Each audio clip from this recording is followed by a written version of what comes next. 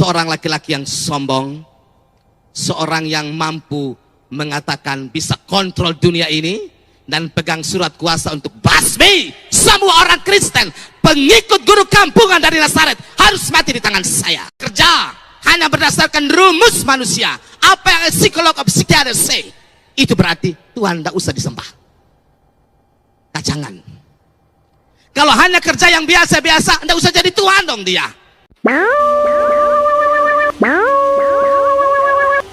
Marilah berdoa. Tuhan Yesus Kristus, sekarang saatnya firman-Mu diperdengarkan. Karena itu kami mohon diamkan dan tenangkanlah semua suara yang tidak penting di hati kami saat ini, kecuali suara Tuhan saja. Supaya kami belajar menghormati firman-Mu, dan firman-Mu jatuh di tanah yang subur yang adalah hati kami, berakar, bertumbuh, berbuah seturut kehendak dan kuasa-Mu. Kuasai tempat ini dengan Roh Kudus-Mu, kuasai hati kami dengan Roh Kudus-Mu. Urapan kuasa dari sorga melingkupi kami semua dalam pemberitaan firman saat ini, dan nama Tuhan Yesus saja yang dipermuliakan. Amin. Selamat malam, salam sejahtera, shalom. Minta maaf masih dalam keadaan berdiri ya, kita hormati firman 2 Timotius 2 ayat 1 sampai 13. Bapak Ibu Saudara semua, melihat wajah-Mu seperti melihat wajah Tuhan. Boleh dong yang rindu dengan firman Tuhan, tepuk tangan yang paling dahsyat untuk Yesus Kristus Tuhan kita. Puji Tuhan Yesus Kristus. Bapak Kakak Eli, terima kasih. Urapan kuasa Tuhan dan semua tim altar mengantar kita dalam pemberitaan firman dengan tema yang saya yakin Bapak Mama Pendeta dan juga tim IP Pemuda telah mendoakannya dan mempersiapkannya dan cukup dan sangat realistis berhadapan dengan dunia dan kondisi Kota Kupang saat ini. Teguh, tetap teguh di tengah tantangan, tetap teguh sekalipun dunia tidak mendukung. Ini tema yang menurut saya bukan tema kacangan, bukan tema yang hanya kasih enak telinga. Ini tema yang memang mau berbicara soal kita sedang tidak baik-baik saja, termasuk di Kota Kupang.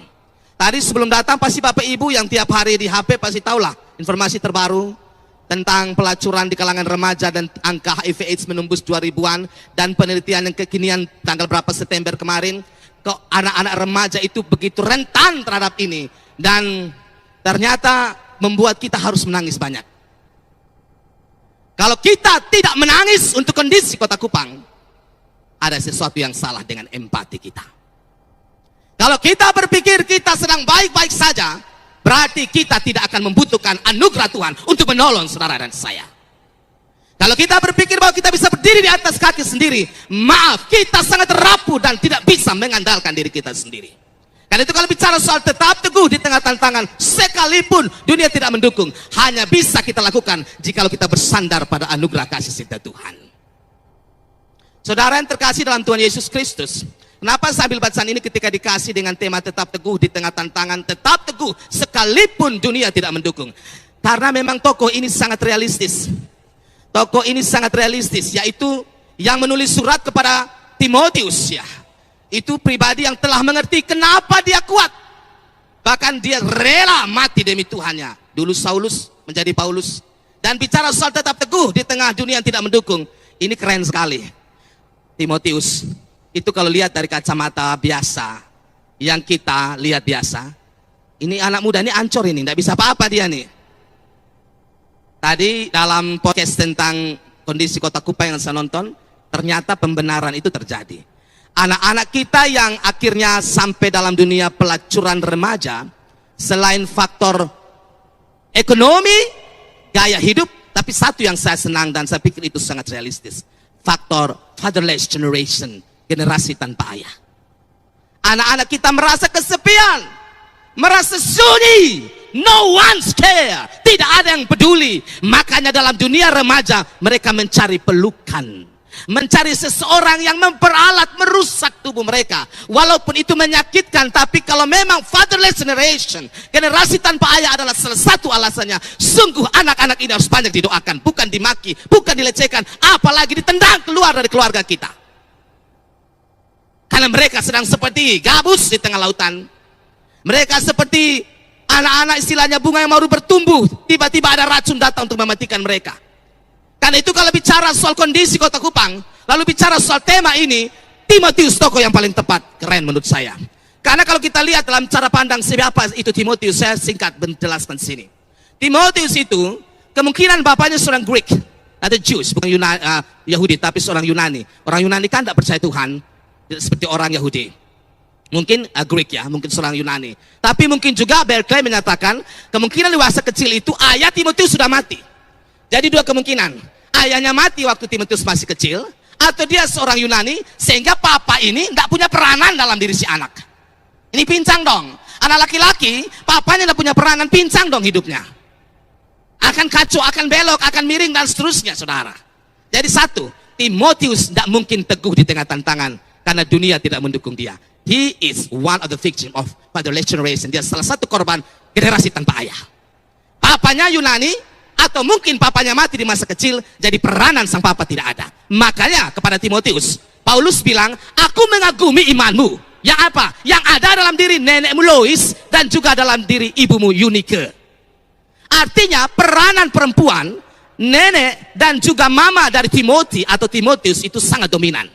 Makanya Timotius itu laki-laki yang bertumbuh menjadi pemalu. Karena anak laki-laki kalau lebih dibesarkan dominan oleh mama dan neneknya akan kemayu, akan pemalu. Di mana-mana begitu, saudara. Itu menyangkut jiwa seseorang. Jadi sudah, yang pertama papa punya peranan tidak ada. Pemalu, penyakitan lagi, tukak lambung, kalau tidak diobati GERD dan menyebabkan kematian.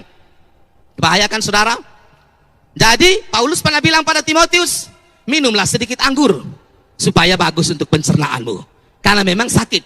Ya saya bisa bayangkan ya, anak mami disuruh berhadapan dengan pelayanan yang mengerikan nabi palsu di Efesus. Disuruh lawan nabi yang, maksud saya Dewi Artemis, penyembahan berhala yang luar biasa heboh di sana. Bagaimana anak pemalu ini, penyakitan anak mami ini mampu bertahan di tengah tantangan? Tidak mungkin dong. Pasti tidak mungkin kalau dengan dirinya sendiri. Dunia tidak mendukung dia, saudara. Ini realistis tema dan saya ambil dari Timotius, sangat realistis. Jadi apa sih yang bisa diandalkan? Perjalanan hidup mempertemukan Paulus, seorang laki-laki yang sombong, seorang yang mampu mengatakan bisa kontrol dunia ini dan pegang surat kuasa untuk basmi semua orang Kristen, pengikut guru kampungan dari Nazaret harus mati di tangan saya. Nah, di tengah orang ini yang dipertobatkan dalam perjalanan ke Damsyik, ketika Paulus diubahkan oleh Tuhan, dia melihat manusia dengan cara yang berbeda. Maka manusia, cara pandang Tuhan yang ditaruh di dalam diri Paulus akan membuat dia nanti menggerakkan Timotius untuk tema ini menjadi benar. Sekalipun dunia tidak mendukung engkau, anakku, karena kau terlahir tanpa peranan papa yang hebat. Kau seorang anak yang manja pemalu, kau seorang anak yang penyakitan, kau seorang yang mungkin bicara soal percaya diri lu agak kurang. Tapi jangan takut, Allahmu dahsyat luar biasa. Di tengah tantangan kau akan bangkit. Tepuk tangan untuk Allah kita dalam nama Yesus Kristus Tuhan. Ini jawabannya di sini. Dunia tidak nak support Timothy, tidak mendukung Timotius, karena dia gagal total dalam keluarga. Lu gagal dalam soal percaya diri. Lu model begini, pemalu-pemalu begini. Lu mampu jadi seorang rasul di Efesus, kota yang heboh, berhadapan dengan Dewi Artemis. You tidak punya percaya diri, nah, lu tidak bisa.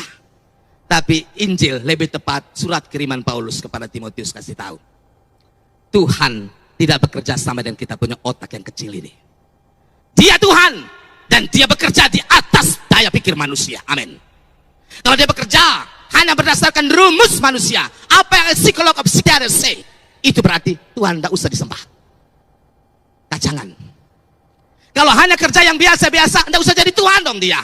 Tapi kalau dia kerja yang luar biasa, sekalipun di tengah tantangan, sekalipun di tengah pencobaan, dia mampu bekerja. Roma 8:28, God works in all things to bring goodness. Allah bekerja dalam segala sesuatu untuk mendatangkan kebaikan. Maka dia pantas menjadi Allah kita selama-lamanya.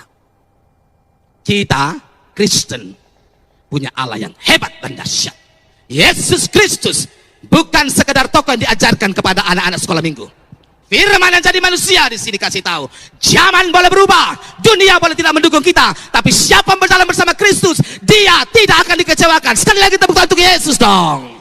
Itu poin untuk kita masuk dalam catatan ini. Jadi tema ini realistis, tapi tema ini kasih tahu kita, kalau hanya omong soal dunia pun dukungan, kita rendah diri.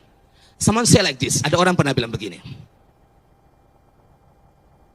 Kalau melihat pada dirimu sendiri, kamu akan rendah diri. Kalau melihat keadaan di sekitar, kamu akan frustrasi. Tapi lihatlah pada sorga dan Tuhan Yesusmu, kamu akan percaya dan bangkit menjadi pemenang. Ada amin? Kalau lihat pada diri sendiri, tidak ada yang bisa diandalkan. Tadi ada percakapan sedikit dengan Kak Eli, WL. Baru-baru kami di rotate tadi Kak Eli percakapan sesuka, Pak Pendeta, kesininya. Kalau mau melayani saya, ini benar-benar privilege, hak istimewa. Karena mungkin malam ini malam terakhir kita. Ya, karena mungkin esok tidak datang lagi. Jadi jangan mau dihancurkan dengan keadaan dan situasi. Kalau ini adalah hidup istimewa yang Tuhan kasih, memang melihat pada diri kita rendah diri. Beta ini siapa? Timotius, lu siapa? Paulus, lu jangan banyak bicara, lu tuh mantan teroris kan? Lu tuh pembunuh yang mengerikan kan? Makanya orang Yahudi tidak terima kamu, Kristen belum tidak terima kamu. Untuk ada Barnabas, Paulus ditolak. Siapa? Mengabarkan Injil, siapa namanya? Dulu Saulus, sekarang Paulus. Orang yang jahat itu kan? Yang pelaku dalam pembunuhan Stefanus kan? Kami tidak dengar dia dong, penjahat. Itu kan sejarahnya Paulus. Kami tidak dengar orang seperti itu. Dulu kan bunuh pengikut Kristus Stefanus, di tangan dia baju berdarah, itu kan ada dia di situ. Kenapa dia datang ngomong tentang Tuhan? Nonsense. Ngomong kosong, luar. Tapi untung Tuhan kasih Barnabas. Barnabas kasih tahu dulu dia seperti itu. Tapi sekarang dia berubah. Dulu dia membenci kekristenan dan dia mau basmi habis. Tapi sekarang Kristus Tuhan telah tangkap dia. Karena orang bukan hanya di masa lalu, tapi hari ini dan ke depan bersama Kristus. Karena itu tidak perlu rendah diri lah. Ya memang saya seperti ini, memang saudara seperti itu, memang suku saya ini, orang tua saya ini. So what? Kenapa? Kenapa? Kalau kita seperti Timotius yang dibesarkan hanya dengan mama dan nenek yang penyakitan, apakah Tuhan tidak bisa pakai kita? Baca dong baik-baik. Rasul ini sangat dikasih sampai akhir hidup Paulus. Timotius kesayanganku.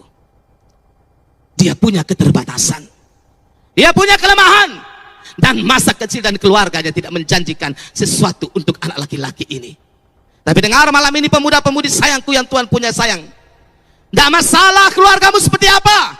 Tidak masalah pergumulan seperti apa. Lihatlah pada Kristus dan dia akan katakan, di tanganku semuanya baik-baik saja. Karena masa depan itu begitu cerah. Kata Oprah Winfrey, sampai-sampai mata saya terbakar karenanya. Masa depan itu ada. Bahkan begitu cerah. Sampai-sampai mata saya terbakar karenanya. Kenapa Oprah juga bilang begitu sebelum saya masuk di Timotius? Karena ini perempuan kulit hitam nih, sekarang paling kaya di dunia. Dulu masa kecil dia om perkosa dan dia tutup, itu aib. Masa kecil dia tinggal dengan neneknya, mau beli sepatu aja ke gereja tidak punya. Setelah dewasa dia ajar di sekolah minggu, dia sebagai orang-orang aktivis gereja. Karena dia pandai berbicara. Dia tes sebagai reporter. Dia ditolak. Berarti bukan hidup saya di sini. Singkat cerita, akhirnya dia tidak menjadi reporter atau pembawa berita. Dia mendirikan talk show-nya yang terkenal selama 25 tahun. Dan tidak ada orang yang sekali beroperah sampai sekarang di Amerika, di dunia ini yang punya talk show segeger Oprah. Karena dia bukan hanya kaya, dia murah hati, dikasih dia pemirsa semua 300 orang mobil baru, sampai dia berkampanye dan Barack Obama jadi presiden pertama kulit hitam di Amerika Serikat. Dia punya masa kecil yang tidak menjanjikan. You black, kau orang negro. Kau pernah diperkosa. Kamu miskin, kau tidak tahu apa-apa. Tapi sebelum saya masuk di Timotius, yang saya suka dari Oprah, walaupun sekarang dia agak melenceng ya, New Age Movement, gerakan zaman baru, yang dia bilang begini, ketika orang-orang menghina saya, kamu miskin, kau negro, kau pernah diperkosa, masa lalumu tidak menjanjikan. Yang dia katakan apa? Saya ambil Alkitab saya baca, lalu saya katakan, Yesus sayang padaku, Alkitab mengajarku, walau ku kecil lemah, aku ini miliknya. Yes, Jesus loves me. Yes, Jesus loves me. Yes, Jesus loves me. The Bible told me so. Nah, ternyata itu kekuatannya. Saudara lihat, orang kaliber, orang sekuler mengaku Yesus Kristus. Jangan sampai di kampung Kristen tiap hari bergereja, tapi kita ada mengaku Kristus, kita gagal total. Karena mengandalkan siapa di tengah tantangan? Diri kita. Tipu. Om, tante, berubah. Keluarga yang hebat, berubah. Besti-besti Allah kacangan, diuji. Pada waktu susah hilang semua. Andalkan siapa? Andalkan Yesus Kristus. Amin. Amin. Yes. Kita ada dalam 2 Timotius 2, 1:13. Bagaimana kita bisa kuat dalam tantangan? Paulus mulai dengan, saya ambil ayat pertama yang ayat 1. Sebab itu, hai anakku, jadilah kuat oleh kasih karunia dalam Kristus Yesus. Ini sebenarnya. Kuat dalam Kristus Yesus oleh karunia Yesus Kristus. Kuat oleh kasih karunia dalam Kristus Yesus. Keren sekali. Tadi pengantar sudah cukup mengantar kita. Saya ulangi sekali lagi. Anakku, kata Paulus kepada Timotius, jadilah kuat, bukan karena dirimu, karena kau terlalu lemah, Kak. Tadi saya sudah jelaskan, maka kau hanya bisa kuat di dalam kasih karunia Yesus Kristus. Karena Kristus itu Tuhan kita. Paling tahu mengangkat harga diri seseorang. Kristus itu punya mata yang paling suci. Sekalipun dia paling kudus, dia mampu menerobos tidak kekudusan kita untuk mengajari kita. Hanya dengan dia kita kembali percaya. Injil mencatat Yesus Kristus mengubah setiap orang datang kepadanya, kecuali Farisi ahli Taurat, karena mereka bermasalah dengan keangkuhan mereka.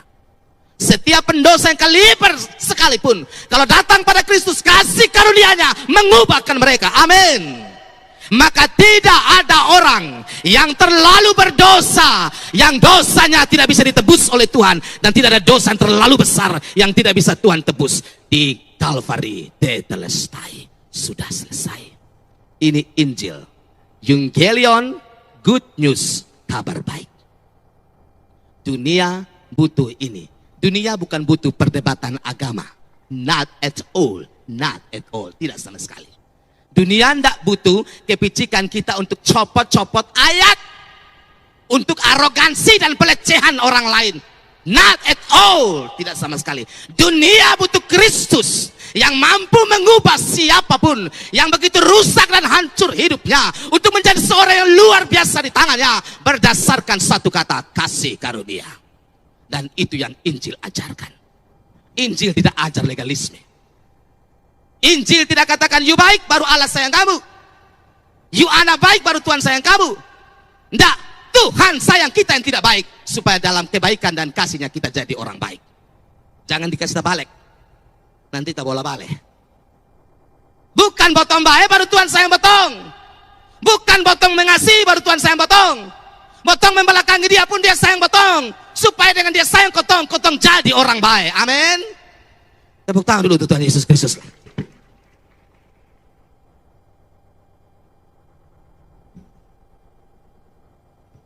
Jadi kunci yang pertama, kita kuat karena kasih karunia dalam Kristus Yesus. Ini dibuktikan sepanjang masa. Saya pendeta Gemit 23 tahun. Baca Alkitab tentang kisah Yesus, pasti harus air matanya jatuh. Ini orang tulus dan suci.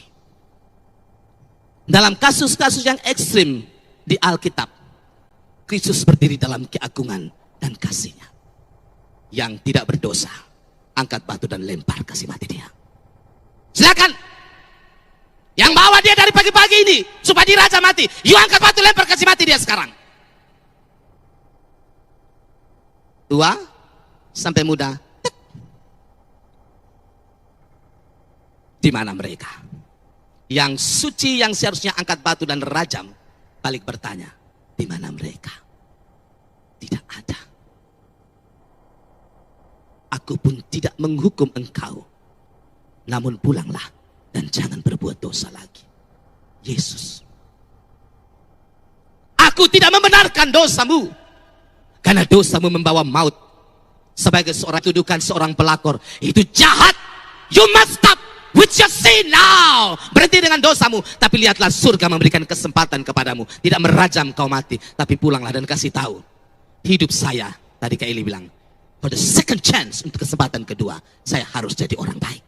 Karena saya telah bertemu dus yang seharusnya merajam saya mati, tapi justru mengatakan, go home, pulanglah dan jangan berbuat dosa lagi. Kau diingat dan dikasihi oleh Allah. Bagi laki-laki di luar sana, kau dinilai dengan 100.000 kan? Maaf, saya omong dari hati. Anak-anak kita tadi di podcast, sampai ada yang tawarannya hanya 50.000 untuk tubuh mereka. Sayang, kau terlalu rendah, sayang. Tuhan bayar dengan darahnya di Golgota, bukan dengan emas perak yang fana. Tapi ini kita dikorban dari dunia yang hancur dan menantang dia. Pulanglah dan jangan berbuat dosa lagi. Your life is filled with what is called as grace. Hidupmu diisi dengan kasih karunia. Itu Injil. Itu Injil, saudara. Maka kalau kita hanya hidup dengan kita punya keakuan, kemampuan, keinginan kita, tidak mungkin kita bertahan teguh di tengah tantangan. Amin. Hanya dengan mengandalkan kasih sayang Tuhan yang sudah rusak dibetulkan dengan penuh kasih sayang. Bukan rusak angka buang. Lihat ini lagu. Mungkin potong sering nyanyi tapi kurang merenung ya. Karena waktu potong menyanyi di mete pas mamanya yang sudah rusak, kue keluar, kopi keluar dari enak langsung. Jadi langsung lupa lagunya. Pas menyanyi yang sudah, kue dadar keluar enak, roti campur coklat, dia lupa.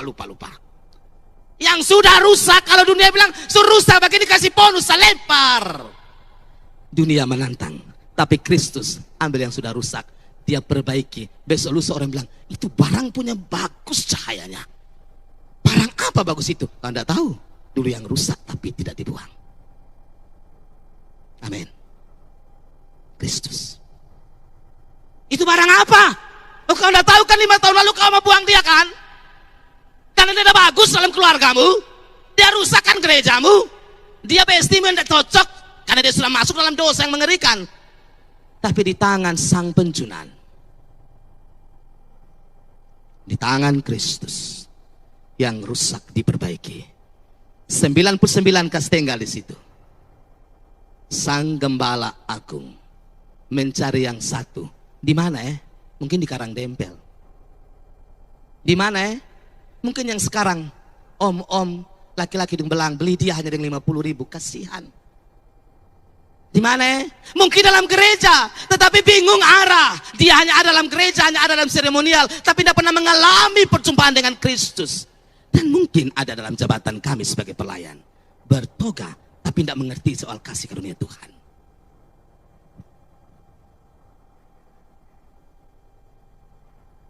Tuhan datang ke sana. Karena dalam percakapannya Nikodemus dia katakan, angin bertiup kemana dia mau. Dan kau tidak bisa larang. Artinya Tuhan mau bekerja ubah siapapun. Itu dalam haknya. Tapi dia telah menunjukkan sepanjang perjalanan hidup manusia. Termasuk kepada Paulus. Kita kuat anakku Timotius. Hanya dalam kasih karunia Tuhan. Dahsyat luar biasa. Yang berikut Paulus mengumpamakan Timotius. Selain dia mempercayakan pekerjaan pelayanan, artinya bawa semua orang, ajar mereka, kasih tahu dunia yang terluka ini, kasih tahu anak-anak muda yang sudah kecewa dengan hamba Tuhan dan gereja dan kecewa karena doa-doanya tidak dijawab Tuhan, kasih tahu sayang Tuhan masih mencintai mereka selama-lamanya. Kasih tahu orang tua yang patah hati dan hancur hati karena anak-anaknya khianat kepada dia, ajar mereka Tuhan masih mencintaimu dan peduli kepadamu sayang. Bahkan kasih tahu keluarga-keluarga yang hari ini sudah hancur, satu ke sana, satu ke sini, sudah hidup hanya dengan pertengkaran dan dendam. Kasih tahu Tuhan mau engkau hidup bersama 133, Mazmur 133, saling mengasihi saudara. Ajarkan, ayat 2 bilang, ajarkan itu semua dan berikanlah, percayakan itu kepada orang-orang yang dapat dipercaya, yang juga cakap mengajar orang lain. Lalu Paulus mengidiomkan bagaimana mereka bertahan. Kita bertahan di tengah tantangan. Pertama, dia katakan menderita sebagai prajurit yang baik dari Kristus Yesus. Saudara, kita harus jujur ya. Kesininya kita ini lebih banyak lifestyle modern, orang modern yang mulai rasuk di dalam kita punya media sosial. Dan tanpa sadar itu juga masuk dalam gereja. Jujur, satu kata yang kita tidak suka, salib. Coret. Kita lebih suka kemuliaan, berkat, sukacita, sembuh dari sakit, doa dijawab, baik juga. Tapi kita tidak hanya dipanggil untuk mendapatkan kemuliaan dan berkat. Kita juga dipanggil untuk menderita bersama Kristus. Lah, 2 orang saja yang jawab. Ada amin? Yes. Zaman boleh berubah, tapi jangan sampai teologi kita prosperity dong, kemakmuran. Teologi yang kasih enak telinga, ngomongnya enak-enak aja, kasih kocok perut saja, tak pernah tegur dosa, padahal setiap hari Kota Kupang diancam maut. Gak bisa begitu dong saudara. Makanya Paulus bilang, ikutlah menderita sebagai seorang prajurit yang baik dari Yesus. Bukan cari derita, itu penyakit jiwa. Yang cari-cari penderitaan itu masokisme. Para psikolog bilang itu penyakit jiwa. Bukan itu maksud saya. Itu orang bermasalah dari penjiwa. Tapi kalau ikut Tuhan, terus kita menderita sebagai prajurit, oh kita diberkati dan berbahagia. Itu maksudnya. Saya kasih contoh supaya jangan ngambang ya. Kalau orang cari penderitaan itu contohnya begini. Mungkin pernah ada ikut PPI yang saya khotbah, minta maaf saya ulang contohnya. Bilang begini. Satu anak nona yang minta maaf keluarganya tuh selalu KDRT. Bapaknya kalau pukul mamanya sampai, aduh rusak-rusak. Nah itu soal di alam bawah sadar si nona ini. Bapaknya pemabuk, pulang dalam emosi fight mam tua, paksa suruh masak jam 2 hampir siang, pepoko mam tua. Tahun-tahun anak ini bertumbuh melihat ini. Kemungkinan besar dia akan cari pacar yang model seperti dia bapak. Sehingga baru pacaran pun pacarnya pepoko dia, fight dia sampai darah-darah. Orang bilang lu soalnya ada otak mau sama laki-laki kayak gitu. Dia terima, bukan karena masalah cinta doang. Karena masalah dia membuat satu sakit dalam dirinya. Cari penderitaan. Lu hanya pacar aja kok dia injak kau, dia tampar kau. Kan begitu ada. Masih pacar aja sudah pukul anak orang, tampar anak orang sampai darah-darah. Tapi ini perempuan lengket kayak perangkok. Karena jiwanya belum pulih dengan Tuhan. Benar atau benar? Ini namanya sakit jiwa. Bukan model begini. Yang dimaksud Paulus adalah kalau karena nama Tuhan kita menderita, maka ikutlah menderita sebagai prajurit Kristus. Kita omong kebenaran, orang tidak suka. Kita sampaikan firman Tuhan, orang tidak suka. Kita menyertakan bahwa harus seperti ini supaya kita jangan sesat dan seterusnya, orang tidak suka. Lalu kita dilecehkan, kita dibully, kita ditusuk dari belakang dengan hoax and something like that. It's okay, kita pikul bersama Kristus karena itu merupakan hak istimewa. Amin. Jangan baper. Maju saja dengan Kristus. Karena jempolnya dan pujiannya luar biasa untuk kita. Amin. Itu maksudnya. Jadi kita tolong pilih-pilih supaya jangan sampai kita pikir menderita ini asal menderita. Kita mencuri, kita masuk penjara, itu bukan karena Kristus sayang. Petrus bilang itu karena dosa kita. Namun karena Kristus itu hebat. Kalaupun karena kita buat itu kita masuk penjara, dia bisa bertemu kita di penjara untuk ajar kita jadi orang baik. Amin. Itu maksudnya. Karena dia Tuhan. Jadi dia bukan kerja yang kaleng-kaleng. Dia kerja yang extraordinary, yang luar biasa. Nah Paulus menghubungkan kepada Timotius. Bagaimana kita teguh dalam tantangan itu dengan sebagai prajurit tadi. Yang tidak memusingkan dirinya, ayat 4 dengan hal-hal soal kehidupannya. Supaya dengan demikian dia berkenan kepada komandan. Itu yang pertama. Yang kedua, seperti olahragawan. Ayat 5, yang dapat memperoleh mahkota sebagai juara apabila ia bertanding menurut peraturan olahraga. Dan seorang petani yang bekerja keras haruslah yang pertama menikmati hasil usahanya. Ini pribadi-pribadi yang tekun. Bukan sekarang Gen Z yang hanya duduk angkat kaki dari pagi malam TikTok, Facebook, Instagram, game-game itu berharap kamu jadi orang sukses seperti Purbaya Sedewa. Nonsense. Kamu tinggal di Pluto sana, di Mars sana. Masih semua sisi bukan belajar, hanya plagiat. Curi-curi ilmu orang punya pendapat. Asal jadi yang penting cukup ini itu. Hah, kita tidak bisa main-main untuk menjadi orang baik. Generasi ini luar biasa diberkati. Tapi generasi ini diajarkan yang instan. Maka dengan Tuhan justru mau instan. Tadi itu tiba-tiba kok saya seperti voice apa di pastori. Nyanyi lagunya, siapa lagunya dulu ya? Krisdayanti.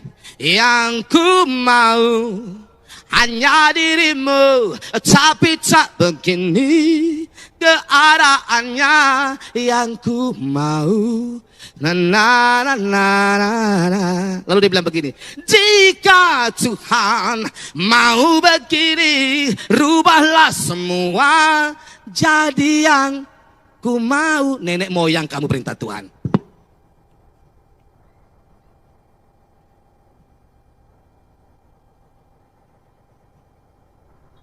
Ini bukan prajurit, bukan olahragawan, tidak disiplin, tapi di Tuhan pun dia perintah. Kalau Tuhan mau nak ubah ke bepu mau, kamu yang Tuhan.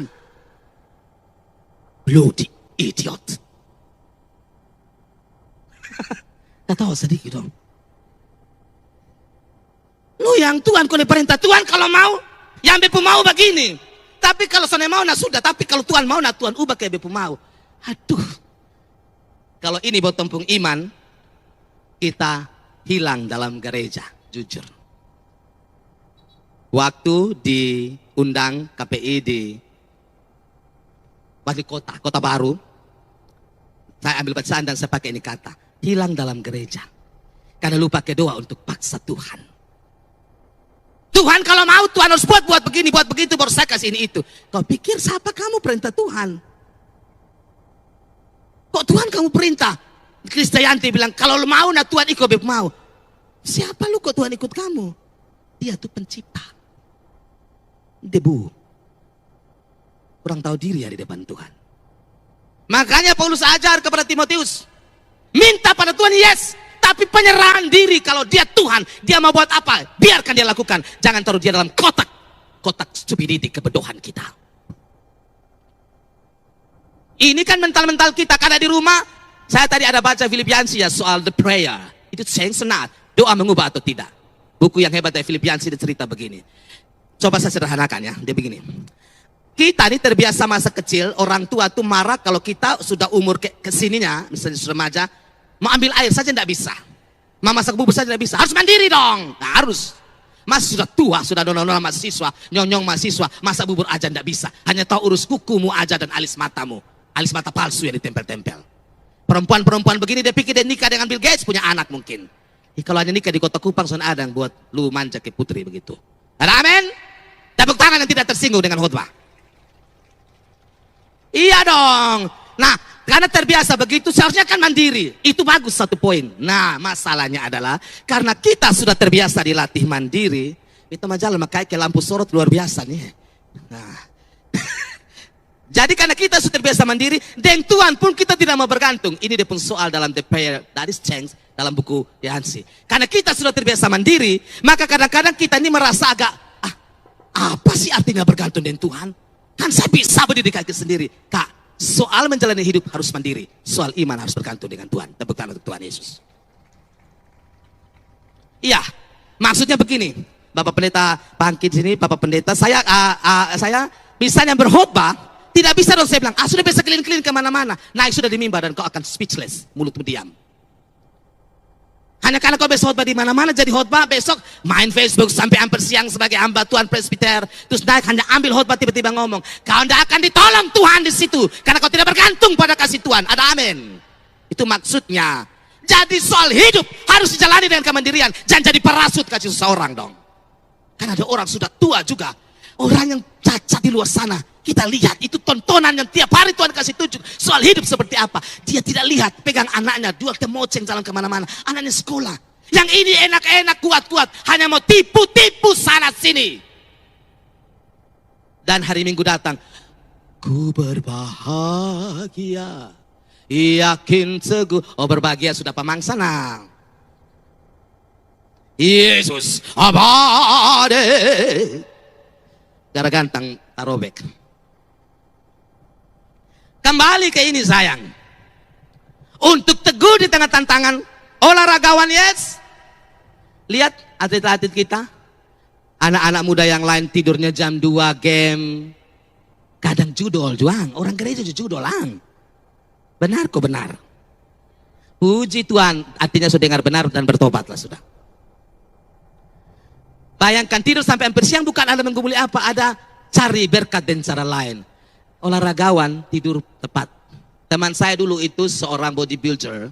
Jadi tiap hari makannya oke makan. Tapi kalau semua kompetisi, dia mulai takar, makannya lemak harus begini. Maka bilang, aduh kalau mau begitu sejalan botong menderita.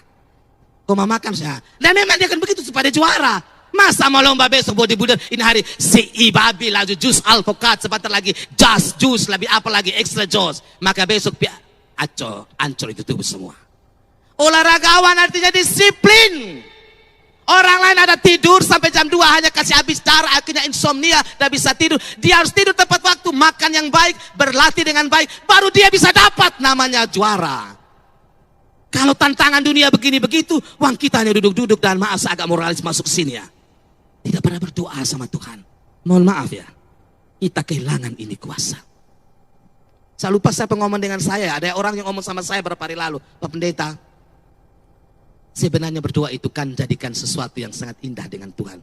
Tapi kadang orang bikin jadi kewajiban, akhirnya jadi terpaksa.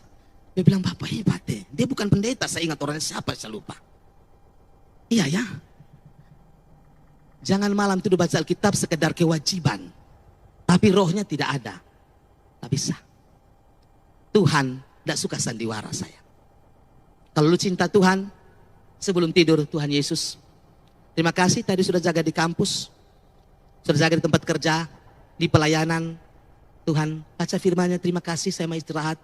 Tuhan Yesus jaga saya. Bicara seperti sahabat dan juru selamat yang luar biasa. Jangan bikin seperti tegangan tinggi, ada listrik tegangan tinggi di situ, jadi sudah begitu kaku. Tapi tidak ada cinta sama Tuhan. Ini maaf, ini seperti kita dalam permainan drama yang membuat dada jadi sesak saja. Ikut Tuhan itu satu kesukacitaan yang luar biasa. Maka orang ikut Tuhan, Mazmur bilang, wajahnya akan berseri-seri dan tidak akan malu tersipu-sipu. Karena Kristus gembala yang baik itu luar biasa bersama dia. Kuk yang ringan, beban yang enak, dan jiwamu menemukan ketenangan. Jadi kalau ada orang yang rohani, bicara rohani tapi kayak tegangan, mukanya jarang senyumannya. Kok tidak ada sukacita sih? Sayang, maaf Yansi bilang sekali lagi. Yang suka pasang muka yang sone pernah senyum, yang salah sedikit langsung berteriak, lalu tuduh orang dengan kalau bisa 5 jari 7 begini. Itu Yesus kok bukan? Salam, itu Yesus kok?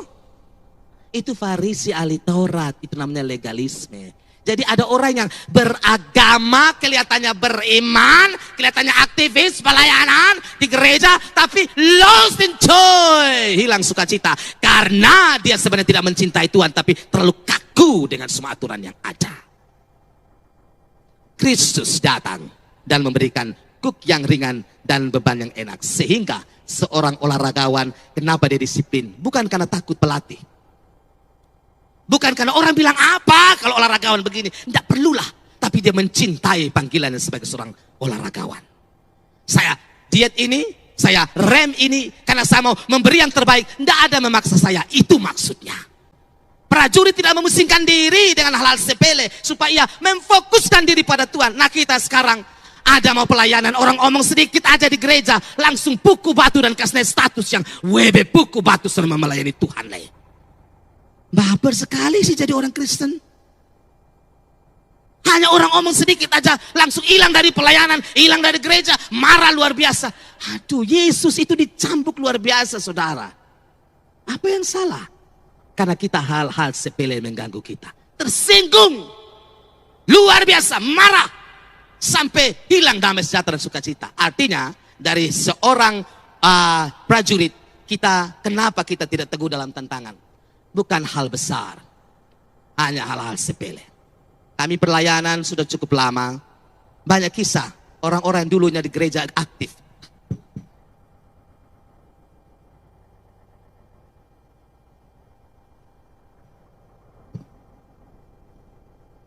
Di persekutuan luar biasa. Dan kita tahu dia orang baik. Tapi 5-6 tahun, saya pernah lagi injak gereja dan pelayanan. Waktu perkunjungan, kebanyakan bilang begini, kecewa ada itu orang di sana. Mungkin majelis, mungkin pendetanya, mungkin siapanya. Karena namanya manusia ya, tidak bisa menyenangkan semua orang. Nah masalahnya begini, papa, mama, kakak, semulai dengan roh, semulai dengan yang baik nih. Kau mau mengakhiri dengan kepahitan kok. Tolong pukul bawah samping kiri kanan, jangan akhiri hidup dengan kepahitan. Omong dong. Omong di samping kiri kanan, jangan akhiri hidup dengan kepahitan.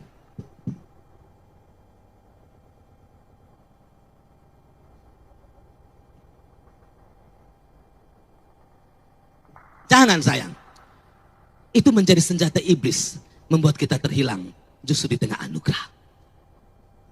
Papa mama sudah mulai dengan yang baik. Perintis pelayanan, Tuhan tahu itu sayang. Siang malam hujan badai halilintar ada. Papa mama kakak adik ada di situ. Kenapa hanya karena 1-2 orang kita jauh dari Tuhan lalu kita tinggalkan hadirat Tuhan sayang. Kenapa memulai dengan roh, mengakhiri dengan kedagingan dan kebinasaan. Saya ngomong ini karena saya sangat mencintai. Kenapa Tuhan kasih kesempatan hidup hanya tiap hari pendam itu kepahitan. Besok akan ingat, maksud saya beta tidak akan lupa. Itu orang pun kata-kata, itu majelis pun kata-kata tuh. Dia sudah terlanjur omong 5 tahun yang lalu. Papa mama ingat terus ngapain? Angkat kata-kata itu. Dalam nama Yesus ini sampah, buang sampah. Saya hidup baru bersama Kristus. Tepuk tangan dong yang mau begitu.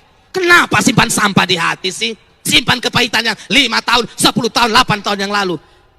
Pak Eli omong tadi toh, mungkin besok potong soni hidup lagi. Terus kalau kau ketemu Tuhan, seharusnya Tuhan ingin dengar cerita dan Tuhan ingin mau omong. Mari masuk hambaku yang setia. Pemudiku yang setia. Hambaku yang setia.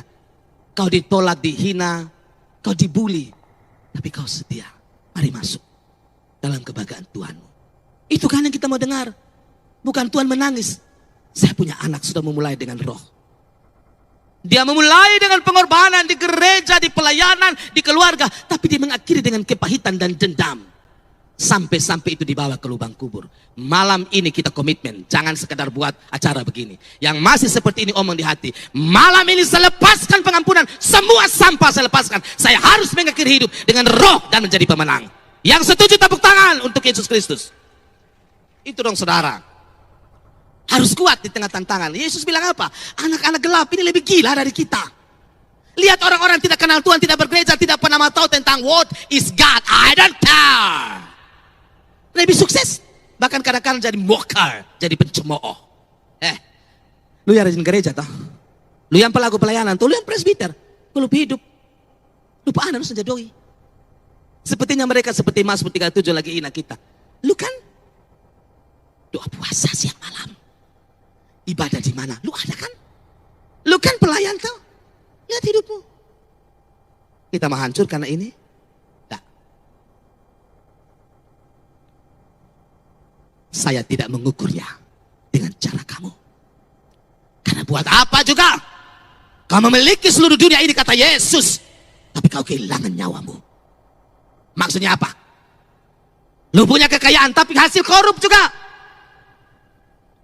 Lu dikenal orang karena apa? Karena lu pandai kan berfasih lidah. Saya tidak punya kemampuan di situ. Tapi Kristus saya menjamin. Dalam doa Mazmur. Dahulu aku muda. Sekarang telah menjadi tua. Tapi tidak pernah aku lihat orang benar ditinggalkan. Atau anak cucunya meminta-minta roti. Saya akan setia dengan Tuhan. Sekalipun dunia tidak mendukung. Karena yang saya butuhkan adalah persetujuan dan anugerah Tuhan saya. Bukan persetujuan dunia ini. Amin. Itu. Jadi olahragawan, petani, dan juga soldier atau seorang tentara. Itu pribadi-pribadi yang Paulus omong kepada Timotius. Itu orang yang fokus. Pandang terus padanya. Jangan toleh, jalan terus. Dan jangan pandang pada orang lain. Pandang saja Yesus. Itu lagu kita dari kecil kan. Pandang pada Yesus dong. Kalaupun orang hina kita, apa-apa. Satu waktu dia akan lihat. Kalau kita benar-benar berjalan bersama Tuhan, dia akan tertunduk dan malu. Satu hari orang cari-cari kita pun salah saja. Supaya dia punya bahan pembicaraan karena dia juga bermasalah dengan dirinya. Hello, hard people, hard people. Orang terluka akan melukai orang lain. Orang yang mulutnya suka comberan sama orang. Suka ngomong sembarang tentang orang yang benar. Suka kasih hancur orang dari belakang. You trouble with yourself. Kau bermasalah dengan dirimu. Jadi tidak usah terlalu kepo sama orang-orang begitu. Maju saja dengan Yesus Kristus. Dia paling baik dan setia. Tidak akan meninggalkan kita. Yang berikut saudara 7. Perhatikanlah apa yang kukatakan. Paulus bilang pada Timotius. Tuhan akan memberi kepadamu pengertian. Dalam segala sesuatu. Luar biasa. Tuhan yang akan memberikan pengertian. Tapi yang kita lakukan adalah perhatikan yang Tuhan mau kasih tahu. Tidak banyak orang yang hebat, kata Yesus. Tidak banyak orang yang terlalu pintar. Bahkan dalam doanya, Tuhan, Bapakku, kau menutupinya bagi orang bijak, tapi kau buka bagi orang-orang kecil dan hina. Saya pikir ini doa yang luar biasa dari Kristus. 12 murid, mantan nelayan, mantan mulut besar, mantan tukang berkelahi, mantan pemberontak, zelot, dan pemungut cukai, mata duitan. All of them, semuanya rusak kalau mau dibilang latar belakang dan jelas. Tapi lihat, 2000 tahun kemudian, kekristenan muncul, lutut bertelut, dan lidah mengaku, Yesus Kristus Tuhan. Di tengah murid-murid yang kelihatannya tidak menjamin apa-apa. Petrus mulut besar, tapi menyangkal. Yang lain suka berkelahi satu dan satu. Bahkan Yesus ada omong mau meninggal, mereka foe dengan sapam paling besar. Thomas hanya mau, masuk akal atau tidak? Tapi lihat kan, gereja berdiri sampai hari ini. Injil sampai masuk di kemah ibadat di kota Kupang. Karena apa? Tuhan tidak kehilangan kuasanya. Jangan biasa-biasa sah. Mungkin dokter Lukas yang dokter. Tapi yang lain, Yesus murid yang lain tuh kebanyakan. Kalau orang bilang, kalau kita bikin perusahaan, ini pilih-pilih orang muda terlaku-laku begini kan serusak potong perusahaan. Yesus pilih yang laku-laku.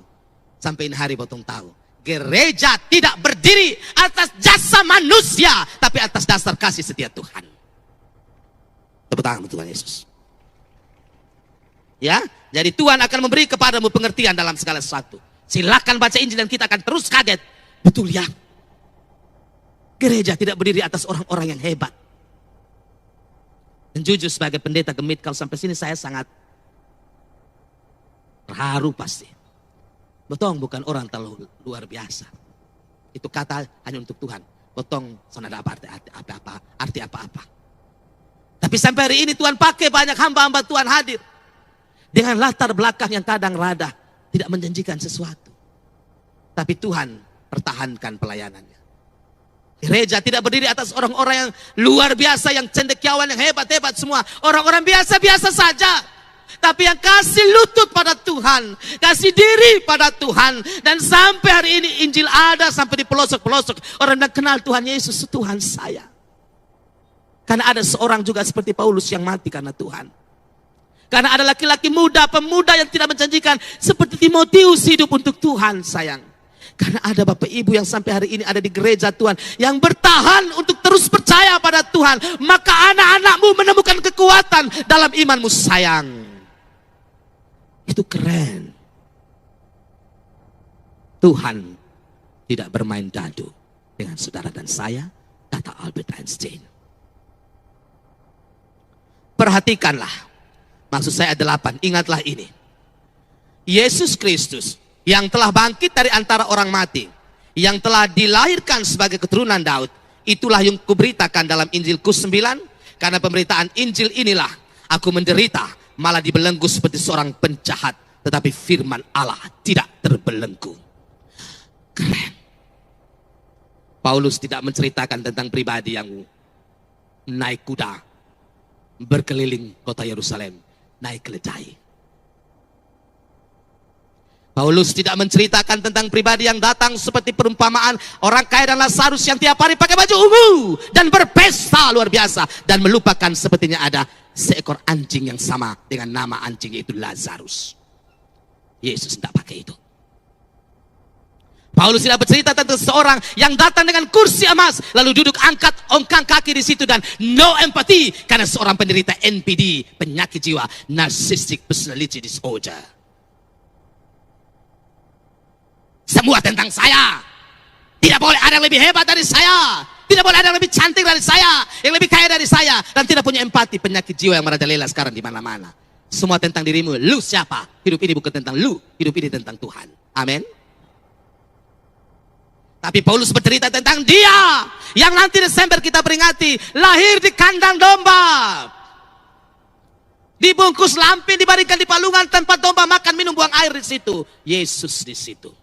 Dia yang waktu umur 30 tahun, dia keliling kota Palestina, mengabarkan Injil dengan murid-murid yang kelihatan tidak becus. Tapi dia yang menyentuh orang lepra, lalu tahir. Duduk wajah seorang perempuan yang tadi dikatakan bersinar, perempuan menjijikan. Dia duduk dan pandang wajah itu tanpa terkontaminasi, tapi justru anugerahnya memeluk dia. Dia yang rela kasih tinggal murid-murid. Tunggu dulu, kamu pilih makanan di mana? Karena ada orang penting. Bos, siapa bos? Siapa tuh yang penting bos? Siapa tuh yang penting? Ternyata perempuan yang kawin 5 kali tidak jelas di Samaria sana. Oh, it is very important for you. Sangat penting bagimu. Ya. Karena Allah dalam diri Yesus tidak tertarik dengan sesuatu yang bersinar dan glowing. Dia tertarik dengan hati manusia yang hancur, yang butuh dipulihkan. Keren kan? Di tengah banyak orang semua desak-desakan. Lalu seorang perempuan yang mungkin sudah bau bangkai karena 12 tahun sakit pendarahan.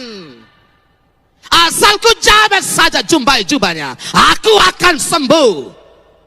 Lalu siapa nih yang jamah? Murid-murid bilang orang banyak. Who knows? Siapa tahu? Yang jamah saya ini beda. Orang telah melupakan perempuan 12 tahun pendarahan. Maaf, mungkin suaminya pun tidak mau tidur. Kau bau bangkai, kau setengah mayat, darah meleleh dari dirimu. Tapi Kristus mengingat, mengapa saya bangga jadi hambanya.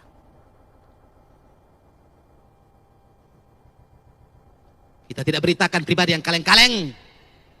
Kita tidak beritakan pribadi yang sakit jiwa, yang otoriter. Kita beritakan pribadi yang punya sorga, punya dunia, tapi turun dan membasuh kaki para murid yang berdebu dan berbau di jalan Palestina. Dan dia yang sama, yang dimaki, diludahi, dikasih mahkota juri, dibiarkan setengah telanjang di kayu salib. Mulut yang sama yang berkata dalam doanya, ya Bapa, ampunilah mereka, karena mereka tidak tahu apa yang mereka perbuat. Yesus Kristus, Tuhan kita. Yang begini yang kita mau jual. Sayang anak muda, tolong dengar baik-baik ini malam. Yang begini yang mau jual ganti di barang rongsokan di luar sana. Kau sangat gagal. Hidup sangat rusak sayang. Yang begini yang kau mau ganti dengan yang tidak jelas-jelas di luar sana. Carilah dan itu kau tidak mendapatkan hidup. Tapi mendapatkan kehancuran, kebinasaan.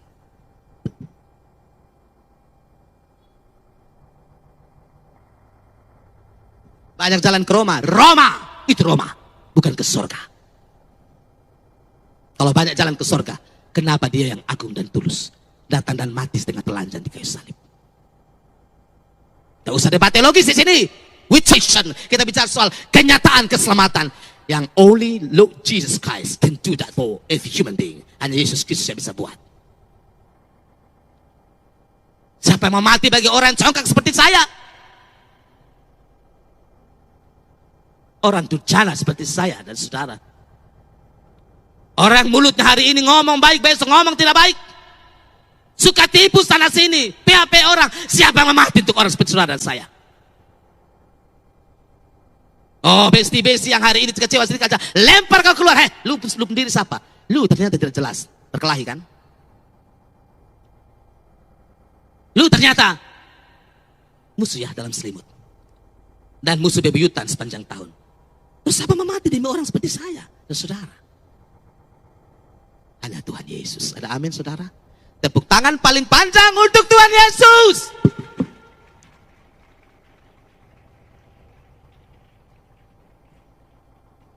Paulus bilang karena dia beta rela masuk penjara. Artinya seperti tema ini, karena dia beta rela ditantang dunia.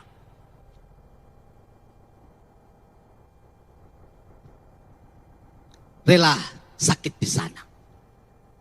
Rela dihianati. Paulus bilang, Demas mengkhianati saya. Alexander berbuat jahat terhadap saya. Semua orang meninggalkan saya. Hanya Yesus Kristus yang menemani saya di penjara ini. Ini sejarah kan kita dengar zaman sekarang. Di tengah orang semua yang suka tertempel kayak perangko. Pikir ada orang jadi penyelamat bagi dia. Mau kosong lah.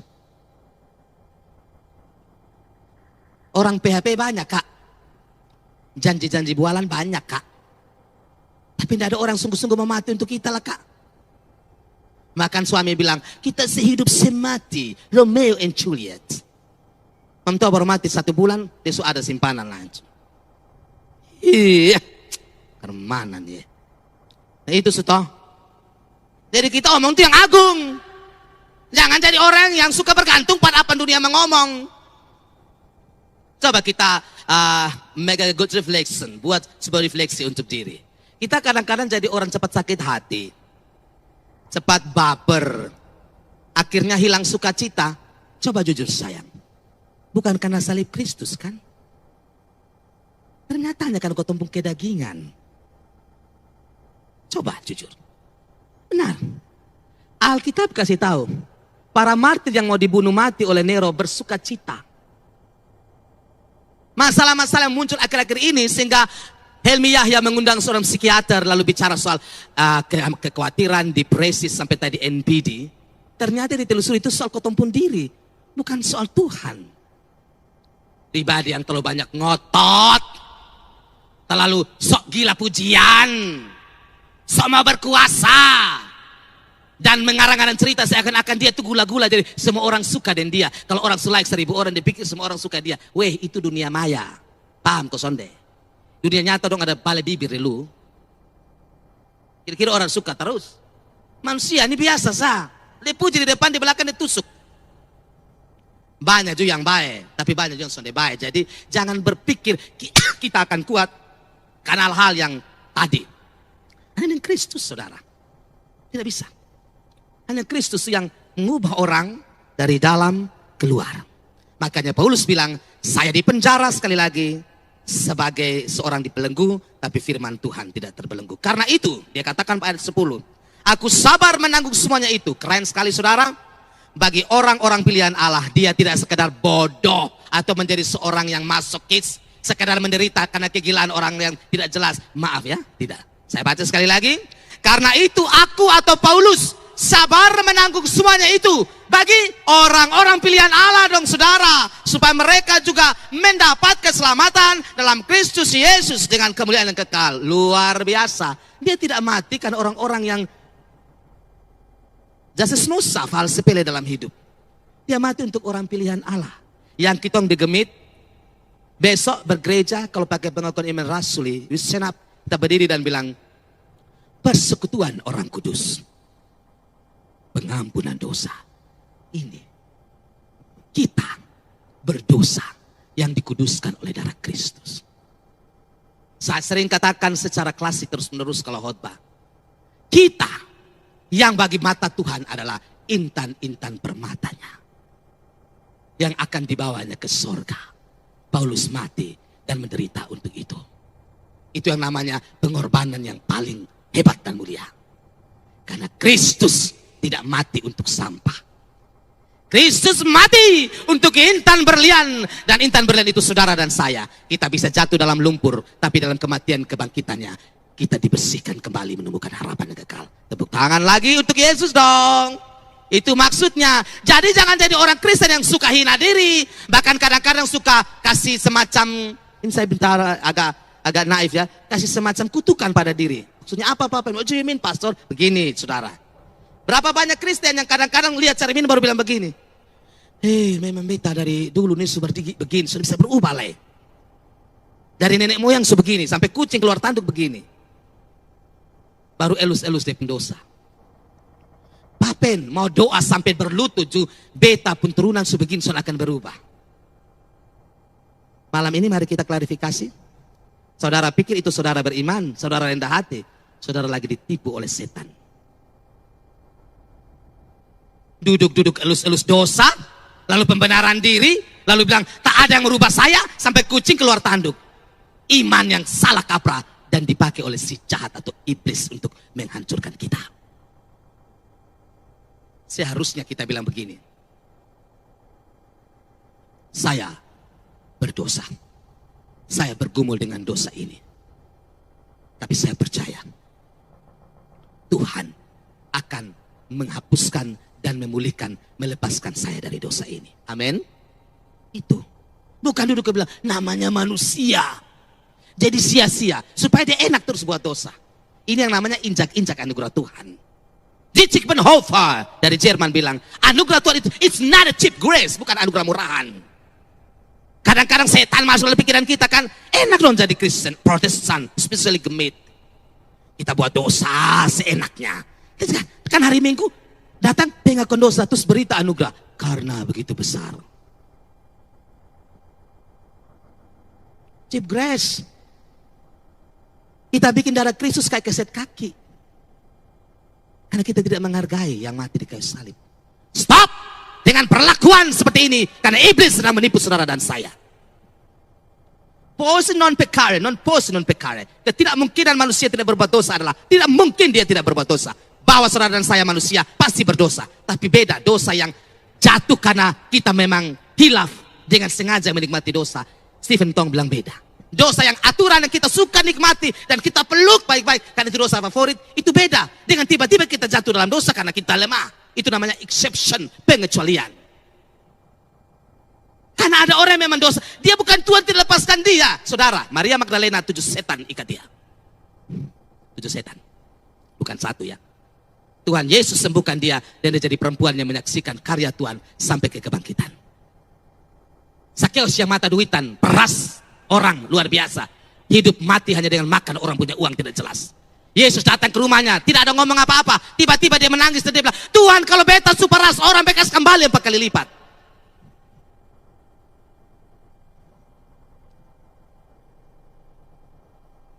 Saudara lihat kenapa Injil catat ini dan banyak hal.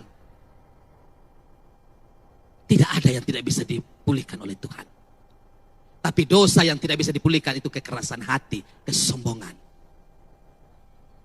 Jadi janganlah bilang sama kita, Pak kami ini sudah begini, suka menipu karakter dari nenek moyang begini. Stop. Kalau begitu ngapain Yesus mati untuk kamu di kayu salib? Kenapa dia mati bagi kita di kayu salib? Kenapa dia datang kalau memang kita tidak bisa dilepaskan? Berarti dia buat sesuatu yang konyol dan tidak berarti. Buat apa salib darahnya tercurah kalau memang tidak bisa menolong saudara dan saya? Hanya karena kesombongan dan kekerasan hati kita. Bapak, saya sudah biasa judi, saya sudah biasa berselingkuh, saya sudah biasa berjudi, berzina. Tapi kau tidak diciptakan untuk itu sayang. Tidak. Mungkin kau mengalami luka di masa kecil. Mungkin kau hilang kasih sayang. Makanya kau terus dalam dosa itu. Tapi ada seseorang yang baik hati, Kristus. Yang bicara di sumur Yakub. Lu minum ini air kan? Makanya lu terus begitu kan perempuan yang baik. Lu minum air dari sorga. Firman Tuhan, kasih Tuhan Yesus. Itu akan membuat kau lihat hidup yang baru. Kau tidak akan sama lagi. Tidak. Injil. Injil itu kekuatan Allah. Kata Paulus. Tapi dia tidak punya kekuatan bagi orang-orang yang tidak mau berserah. Catat baik-baik sayang. Jangan suka bilang ada orang berpendapat, percuma selalu gereja, percuma selalu dengar khotbah, percuma selalu menyanyi. Siapa bilang percuma? Tak percuma dong. Masa dengar khotbah percuma? Percuma saja kau jadi WL. Siapa bilang percuma dong? Salah. Percuma saja kamu ada dalam suku doa. Siapa bilang percuma? Tidak ada percuma. Hanya karena kita tidak buka hati pada Tuhan. Itu soalnya. Kita tidak buka hati pada Tuhan sehingga cerita-cerita dan kisah Kristus dan karyanya di kayu salib yang mengubahkan kita tidak ubah kita. Kenapa banyak teman-teman kita yang kita lihat di mana-mana dulunya seperti ini, dulunya kacau, sekarang jadi orang yang baik dengan Tuhan. Kenapa? Terus apa yang salah dengan kita? Yang salah kita tidak mempercayai firman Tuhan. Itu persoalannya. Kita hanya mungkin sampai pada hafal ayat Alkitab, tempel di kita punya dinding, kita pun tembok, kita pelamari. Terus mulai cari-cari aksesoris rohani, kayu salib seterusnya hanya untuk aksesoris ornamen. Tapi kita tidak sungguh-sungguh berlutut di depan kaki Kristus. Saya sangat inspirasi dengan seorang ahli fisika dunia, Blaise Pascal. Pascal mengatakan, saya telah bersepakat untuk menyerahkan diri pada Kristus sejak masa muda saya. Dan sejak saat itu saya tidak pernah kecewa. Memang mengikut Kristus banyak tantangan, tapi itulah misteri dalam kehidupan. Orang ini luar biasa. Kenapa orang lain berubah? Tapi kita tidak mau berubah. Bukan Kristus. Salahnya bukan pada bintang di atas sana. Salahnya pada debu di dunia ini. Jadi maksud saya adalah Kristus memberikan keselamatan. Karya selamat di kayu salib untuk semua kita. Jangan membiarkan dosa kita dielus-elus, dininabobokan. Itu sama dengan kita pelihara macan tutul punya anak. Dosa masih kecil kita bilang, itu kan kucing manis saya. Jadi dielus-elus, dibelai-belai. Dia jadi besar, terkam, kita kasih mati. Dosa harus ditegur. Dosa harus dibereskan di hadapan Tuhan. Tapi orangnya kita kasih dan bawa pada Kristus Yesus. Itu. Tujuan himbar khotbah. Dalam khotbah tujuan pelayanan adalah dosa seseorang dikasih tahu. Bukan sekadar dimaki, dilecehkan, dihakimi, ditunjuk mata bijinya. Bukan dong, itu bukan gaya Yesus. Kasih tahu dosa itu mengerikan. The consequence of your sin. Konsekuensi dosa is very dangerous. Itu sangat mengerikan. Tetapi orang berdosa itu dipeluk, didoakan, dibawa ke Kristus supaya dia dipulihkan, menemukan anugerah dan hidup yang baru. Itu Injil, saudara. 3 ayat terakhir. Berkat yang Paulus katakan dari sebuah ketekunan. Pertama ayat 11. Jika kita mati dengan dia, kita pun akan hidup dengan dia. Terpuji Tuhan. Jangan mati dengan dendam. Jangan mati dengan iri hati. Jangan mati hanya karena baku rampas materi, harta warisan. Sayang, maaf. Jangan mati karena main judi online.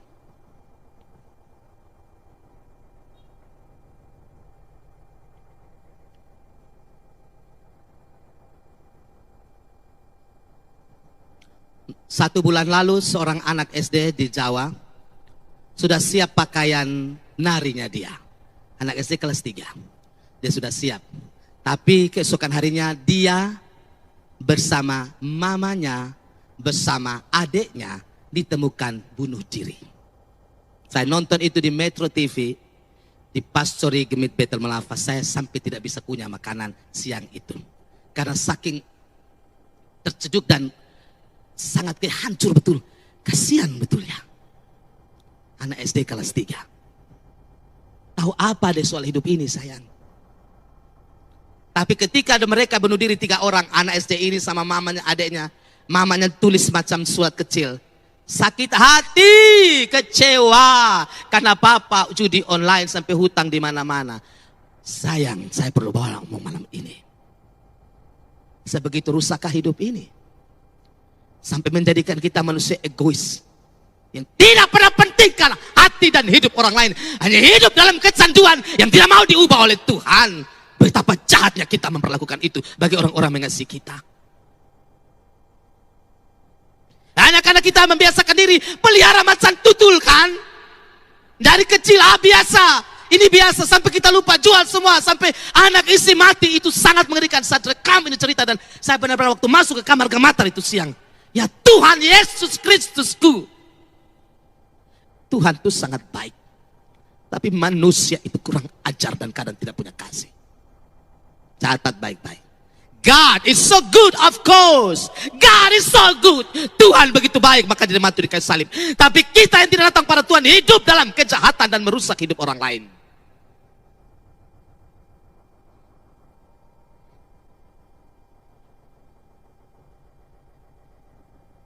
Anak SD kelas 3. Sama adiknya. Sama mamanya. Hanya karena suami dan papa mereka judi. Kasih susah ini anak dong. Silakan berefleksi dengan Tuhan cerita ini. Ini bukan cerita ya. Ini berita yang terjadi di Jawa. Yang saya bagikan. Bukan cerita yang dikarang-karang untuk membuat kita baper. Mimbar bukan tempat kita karang-karang cerita untuk buat orang terbawa arus. Jika kita mati dengan dia. Bukan mati dalam kekasih, dalam ketekanan batin. Kita baru 1 bulan keluarga sayang. Gemit. Jangan sampai orang paling kita sakit itu orang dekat dengan kita. Orang tua kita. Kasih hati. Anak-anak kita. Om, tante kita. Mertua atau menantu kita. Saya ulangi 1 kali lagi di sini, ini penting. Orang bertanya pada kami, majelis kami. Papen, soal mati kan? Kalau orang mati bunuh diri. Dia masuk surga ke neraka. Mama tuh tanya beta masuk surga ke neraka. Karena Tuhan tahu dia ada di mana. Pertanyaannya salah. Pertanyaan yang benar, kamu ada di mana sebelum orang itu mati? Jawab, ada di mana? Waktu dia hancur hidup, waktu dia merasa seorang diri, waktu dia hilang arah, kau ada di mana? Jangan seperti legalis Farisi tanya, masuk surga neraka. Kau juga pikir kau akhir hidup, kalau tanpa Tuhan akan baik-baik saja. Banyak orang kan begitu, jadikan orang pengkisah pilu untuk buat pembenaran diri. Stop dalam nama Tuhan. Orang sudah meninggal, keluarganya hancur hati. Ngapain lu angkat status-status itu di Facebook supaya orang tahu kau seorang informan? Tidak punya empati. Manusia NPD.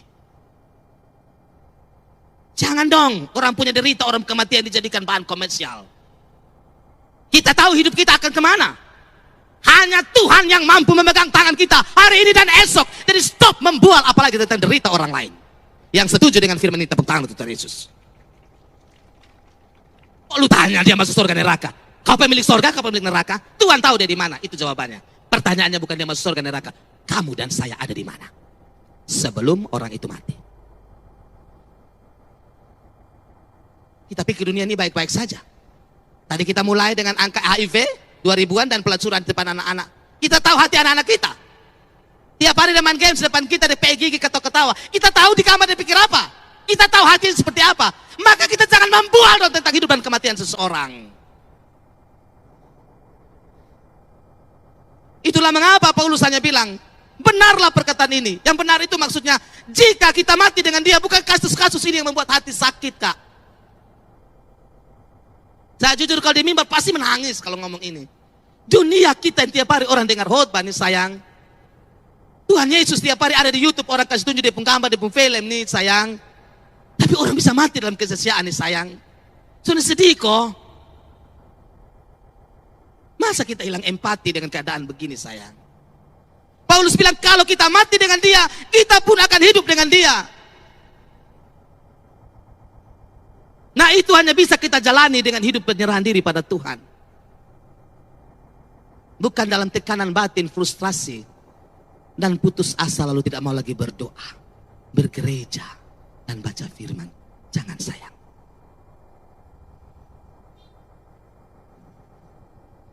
Waktu saya sakit, walaupun saya pendeta, saya sampai marah dengan Tuhan. Waktu sakit di mata, saya bisa lihat sampai buta. Tanya tadi saya minta adik pemuda antar ke panggung. Sulit. It's hard for me to sit so far. Ada lihat jauh agak sulit. Saya marah dengan Tuhan. Tak usah berdoa. Masuk rumah. Berdoa justru sembuh. Ngapain baca Alkitab? Allah mengasihimu. Masa depanmu ada dalam tangan Tuhan. Tuhan tidak merancangkan kejahatan, tapi damai sejahtera. Allah, saya alami apa coba? 17 tahun yang lalu. Singkat cerita. Tapi tiap mau tidur, saya bagi ini sayang supaya bapak mama pulang nanti refleksi sayang, ada adik orang muda besok ke gereja dengan hati yang baru sayang Tapi kayak tidur kayak beta feeling kayak Tuhan sudah marah. Terus lihat ke dia menangis begitu. Bukan beta lihat muka demi muka, itu namanya sok apa penglihatan Allah, pendeta jangan lebih-lebih lah. Tapi saja hanya merasakan gitu. Bukan saya bilang lihat mukanya. Kalau lihat mukanya saya sudah mati dong masuk ke surga mungkin begitu atau kemana begitu. Tapi saya merasakan sepertinya Tuhan itu kayak tidak cemburu atau tidak tersinggung waktu saya tidak baca firman. Karena saya kan sakit betul lah. Benar-benar saya marah sama Tuhan. Tapi saya merasa ke dia dekat dan dia memeluk saya. Kamu pikir saya akan buang kamu hanya karena kamu sakit tidak bisa baca firman kamu marah? Kamu pikir saya akan tendang kamu keluar dari anugerahku hanya karena kamu tidak lagi berdoa karena marah dengan fisikmu? Tidak. Kita biji matanya Tuhan. Tidak mungkin dia mencungkil dan membuang kita. Kita bejana yang dikasihi. Yang rusak orang lain buang. Tapi sang penjunan Tuhan akan ambil dan dia mulai poles pelan-pelan. Oh jadi yang indah. Ada amin sayang? Baru saya paham. Kenapa harus mengakhiri hidup dengan kepahitan? Tuhan jauh lebih besar dari deritamu. Tuhan jauh lebih besar dari persoalanmu. Itulah mengapa kepada Ayub ketika dia bilang, lu di mana? Beta menderita susah di sini. Lu di mana? Kenapa you lahirkan saya ke dalam dunia ini? Kalau hanya melihat semua ini, tidak kau cekik saya di dalam kandungan ibu saya. Karena Ayub seorang dari tanah Uz yang sangat kaya. Satu hari anak-anaknya mati semua, hartanya ludes semua. Lalu dia punya penyakit yang berborok dari kepala otak sampai kaki. Ambil beling dan garuk-garuk dengan bau nanak berbau. Sampai anak kecil pun tutup hidung. Orang begini kaya. Dan istrinya bilang gini, lu apa? Beta bilang. Makanya lu bilang lu pun Tuhan hebat kan? Kutukilah Tuhanmu dan mampuslah kau. Saya perlu ngomong ini bukan pakai basa-basi di mimbar. COVID-19 menyisakan luka yang dalam pada Tuhan.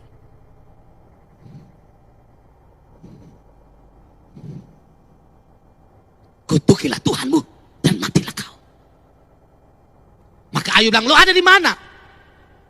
Tuhan jawab saya. Terus Tuhan bilang, you keluar and stand up as a man. Berdiri sebagai laki-laki.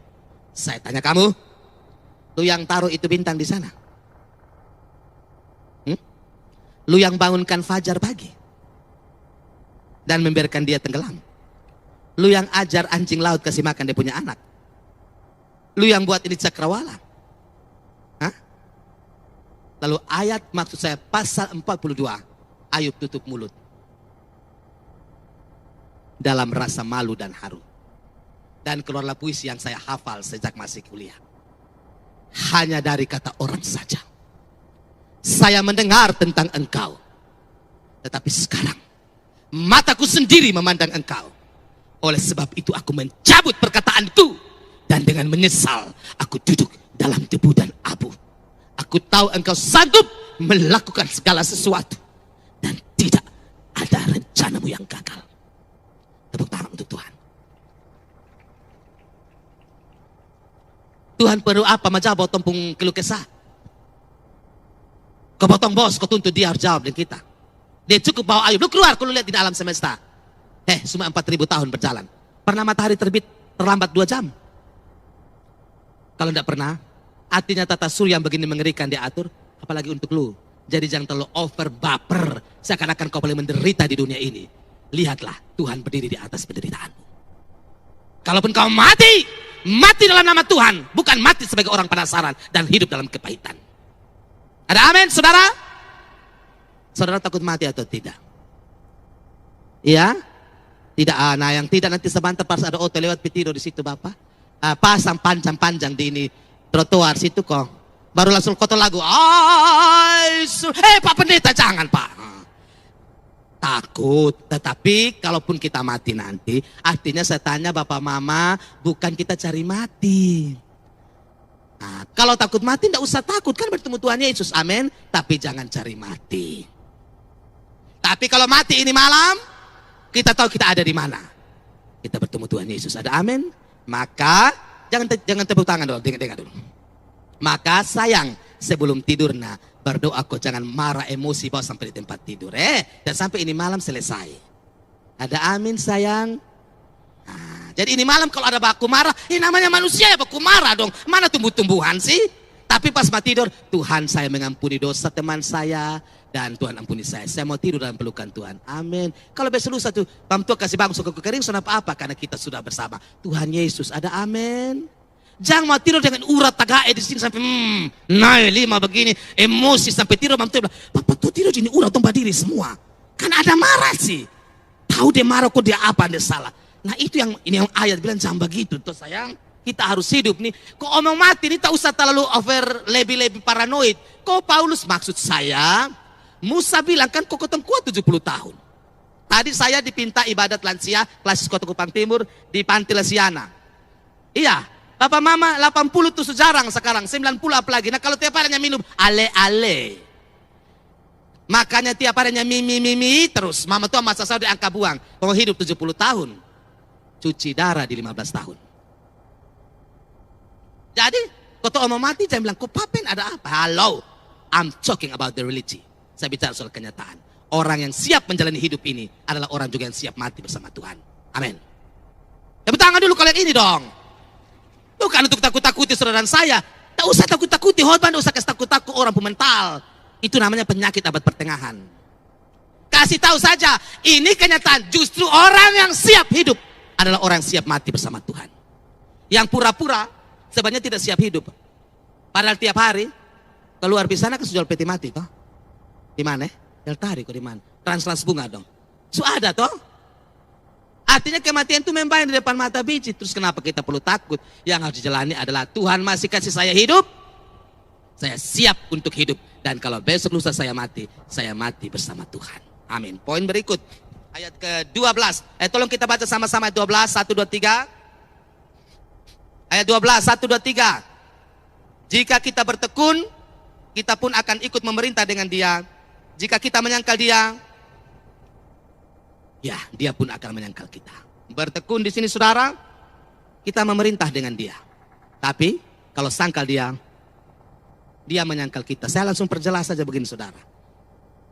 Waktu Yesus menyembuhkan seorang kerasukan setan, orang-orang Farisi ahli Taurat bilang, lu pakai roh setan kan? Lu pakai Beelzebul kan?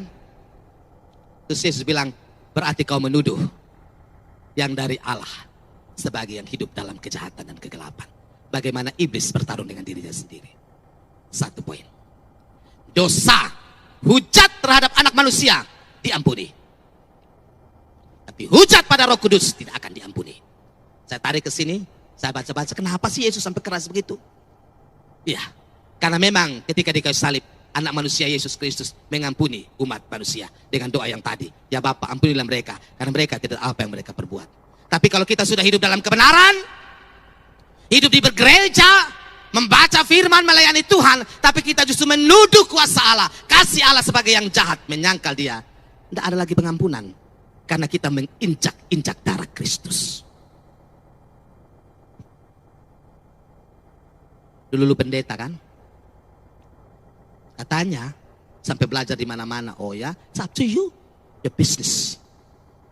Setelah itu, kau berpindah, kau maki Kristus, kau kentut di atas sini, kau menghina salib Tuhan, kau menyangkal dia, dia pun menyangkal engkau.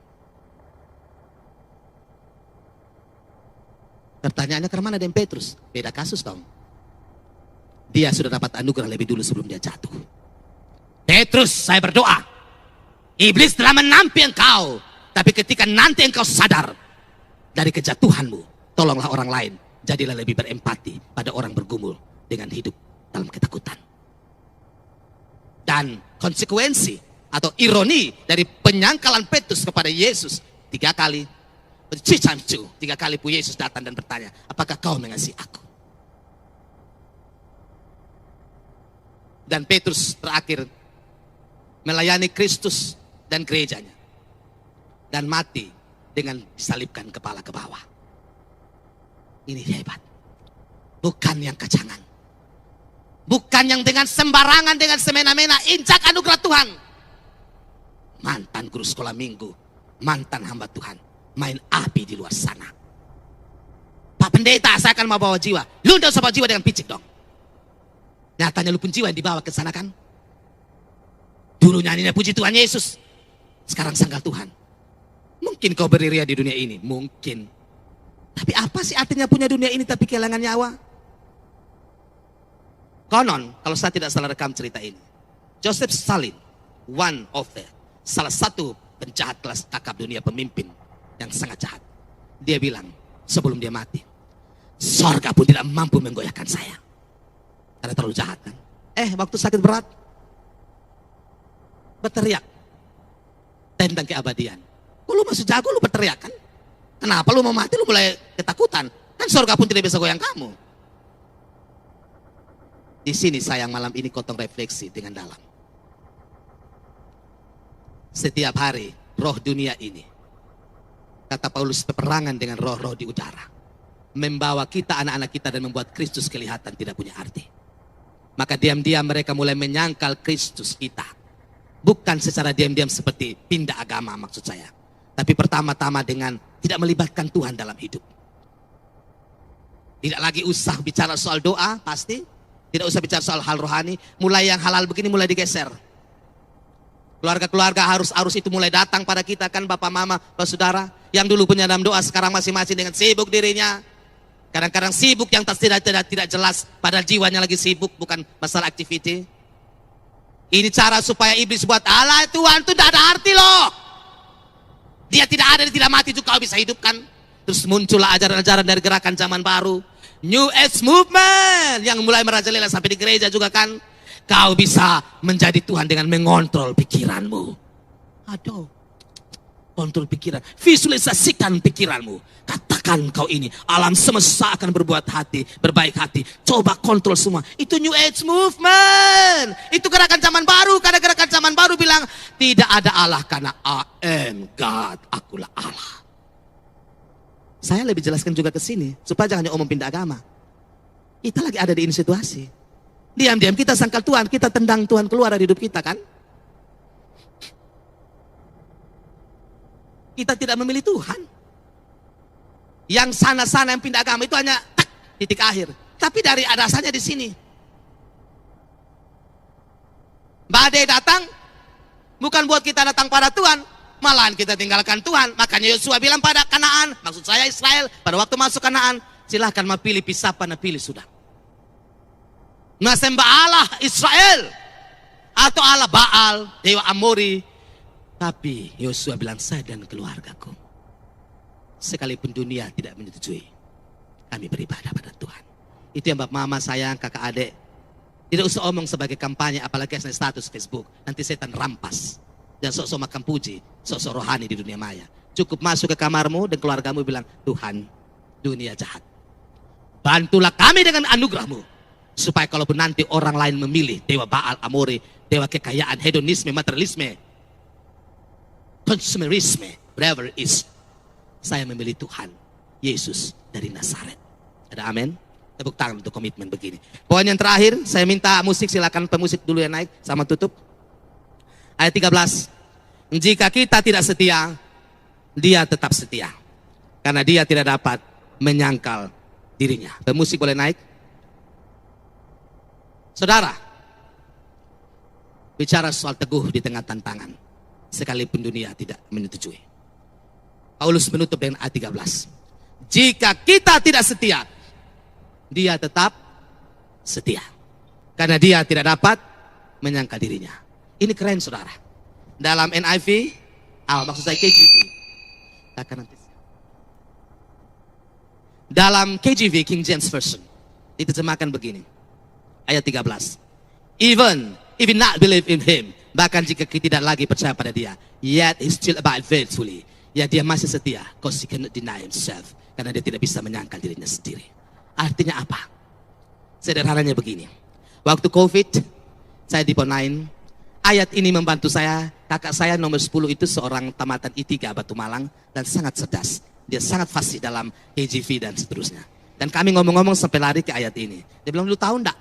Yang Paulus bilang kepada Timotius dalam ayat 13, 2 Timotius. Yang jika kita tidak setia, dia tetap setia. Karena dia tidak dapat menyangkal dirinya. Itu dalam KJV keren loh. Yaitu even if we not believe in him, yet he still abide faithfully because he cannot deny himself. Bahkan jika kita tidak percaya pada dia, Tuhan masih percaya pada kita. Bapak mama tepuk tangan untuk ini dulu. Itu maksudnya. KJV diterjemahkan begini. Bahkan kalau masalah hidup tantangan berat, potong mau menyerah, potong bilang Tuhan beta hampir menyerah. Dengar sayang, Tuhan masih percaya pada kita. Ini yang keren. Waktu sedapat itu kalimat KJV dalam version ini, waktu COVID, di tengah orang-orang bunyi serene, ini pulang, siapa mau percaya dengan Tuhan?